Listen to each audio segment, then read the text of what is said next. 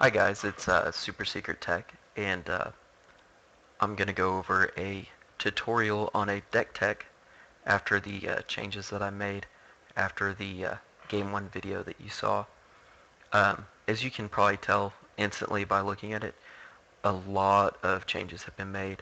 I added a sideboard, and I also added the Possibility Storm Curse of Exhaustion combo that I was talking about. Um, the other thing is I changed up my creatures and my Assemble the Legion combo. Um, I realized that running just Assemble the Legion was a little too weak uh, for kill conditions, so I added in Talrud and Aetherling just because they're both like really powerful spells and they're not 1/1s, which is really important with cards like Curse existing, especially in like mono black sideboards. Like Jund could even sideboard that in against me, and I'd be done. Um, the other inclusion that I made uh, that I realized is I really needed Supreme Verdict.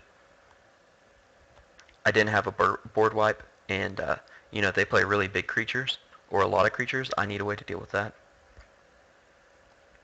I also added in Oblivion Ring just because I needed to answer threats of all kinds, and it also works well with the Possibility Storm because after I cast Possibility Storm, I can hit O-Ring and it can possibly get me a Curse of Exhaustion, which is awesome, and I have a better chance at getting that than any other card.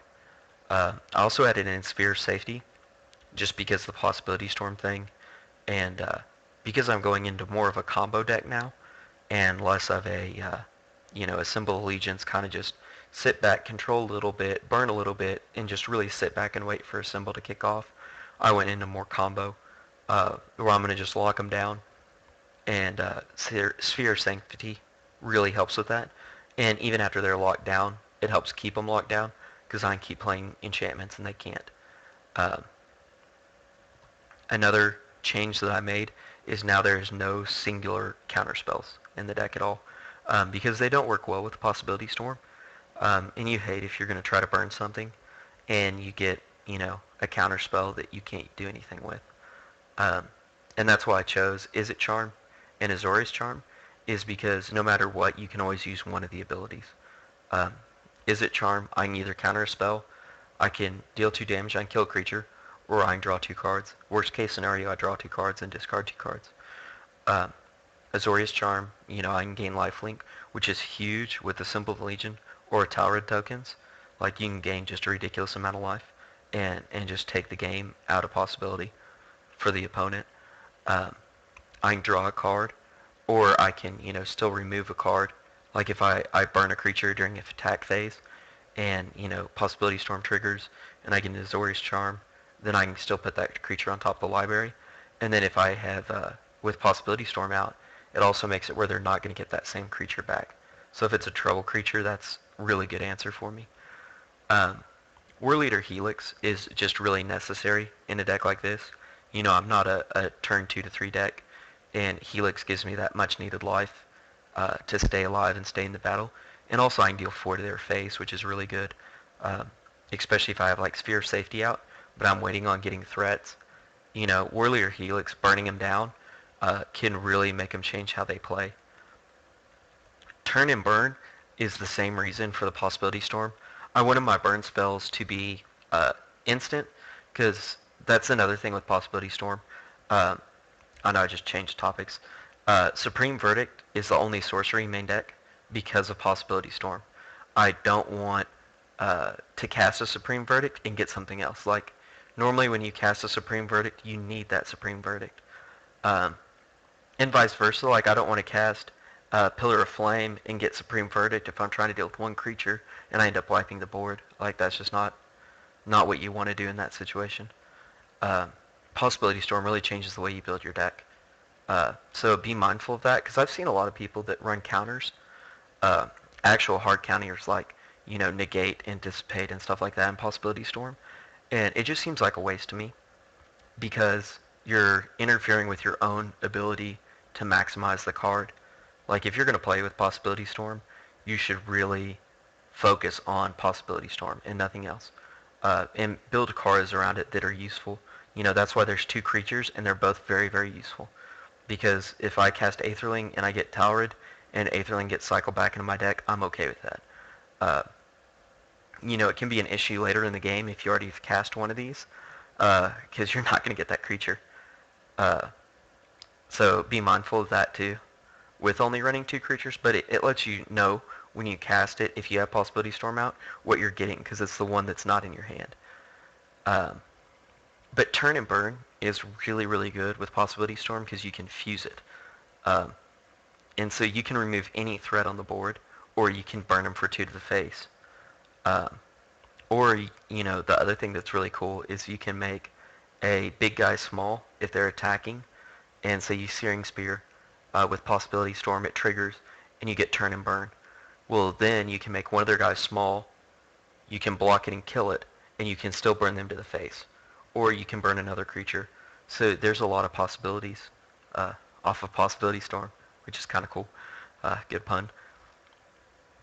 The other thing I did with the mana is I wanted y'all to kind of see the way I do mana bases.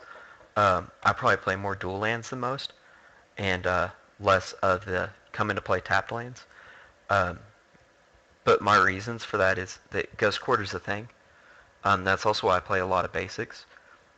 And sometimes it's just nice to have a basic land that you don't have to worry about a non-basic effect hitting. I enjoy having them in my deck. Uh, but I always like more of the actual lands to less of the come into play tapped unless you control one. Because when you run more versus less, I almost never have to play these tapped. And these tapped, I'm normally okay with, and if I need to, I can pay the 2 life. It's not that big of a deal. I have life gain, and against the quick decks is when you're going to do this. And, normally you're either going to blow up the board or kill a creature with it, so you're kind of trading anyway. For the sideboard, I kind of went crazy. You'll notice Flames of the Firebrand is a sorcery. It's not in the main deck because of the Possibility Storm and Supreme Verdict effect that I was talking about. Why Flames of the Firebrand is in the sideboard is this is for if I go to the burn option. I do this with a lot of my decks where I will make a secondary game plan. So if an opponent comes and they have a lot of hate, like say I win game 1 and they really hate out my combo game 2, I'm going to pull my combo completely out of my deck, put it in my sideboard, and I'm going to switch plans. And I think it's the best way to attack the opponents because they're not expecting it, especially when they saw game 2 and you might have made a change for their deck. If you're going versus Reanimator, you probably pull in 3 Rest in Pieces just because it's a good solid card against them. And you might take out something else. Against Reanimator, I'd probably take out 1 Curse, 1 Possibility Storm, and thinking for a second, I'd probably pull out a Turn and Burn. Actually, that's really good versus Reanimator. Probably pull out a Helix. That's not as good against Reanimator. But just that Rest in Peace really gives you some extra leeway, and you're not quite as worried about the combo versus Reanimator because you're more worried about their combo than you are your combo because it's just a really powerful deck, and you have to prepare for that. But say game 2, the same thing happens, and they board heavily against you, and they lose some of their combo to board heavily against you to stop your combo, then you just won the game that I like to play. It's kind of a lottery deal because some people will fall for it and some people won't. If they don't board heavily against you, hey, put those other 2 copies back in and just try to outrace them. If they do board heavily against you, then you just pull the whole combo out. Pull out Curse of Exhaustion, pull out Possibility Storm, put in the Flames of the Firebrand and the Chandra's Phoenix. And really this is when Is It Charm comes into play again. That's why it's on the board, is for the burn plan. Because it's good to have a card that's dedicated to either countering or killing a creature, so all your other burn can go to the face to bring out Chandra's Phoenix. One of the other cards I realized I needed in the sideboard was Wear and Tear. I like this better than a lot of the other cards for the simple fact that Wear and Tear can not only hit an artifact or an enchantment, but it can also hit both if needed. Because if you have a problem artifact and a problem enchantment, you really are going to want a card like this. And it's only 1 mana more uh, than a normal removal of either or, and it's easily within my colors. So I just think it's the best option. The other one that I chose is Pithing Needle. It's just because it's a good general sideboard card. It stops Planeswalkers cold because every ability on a Planeswalker is an activated ability. And so if, say for instance, your opponent boarded in Gideon versus you, and Gideon's really good against your deck, well then you can play Pithing Needle and bring in 3 copies, which is probably as many Gideons as he's running, if not less Gideons than that. And so then you play Pithing Needle, naming Gideon, before he even has a chance to cast it.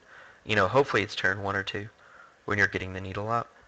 Um, Before he even has a chance to cast it. So when he casts it, he can't do anything with it. It's just a dead card in his hand. And then if he removes Pithing Needle, hopefully by that point in time, you've got another one in your hand and you can do it all over again. Or if there's problem lands, like Kessid Wolfrun, if you don't have a Ghost Quarter, sometimes it's the right play to say Pithing Needle naming Kessid Wolfrun, um, or Pithing Needle naming Moorland Haunt. There's a lot of good lands, and there's a lot of good activated abilities in this set. Um, Pithing Needle wouldn't be the best tech against me, but it would stop Aetherling because all of his abilities are activated abilities. But that's really the only card in my whole set that I'm running. But it's also good tech against Aetherling. So if you're playing a control deck, Pithing Needle in, say Aetherling, board out your Aetherling, obviously, because you don't want to hurt yourself in the process. Um, but it's just a really good sideboard card. It gives you a lot of versatility. But I hope you enjoyed the deck tech. I hope you learned something. And just keep watching, and we'll do some games with this one soon.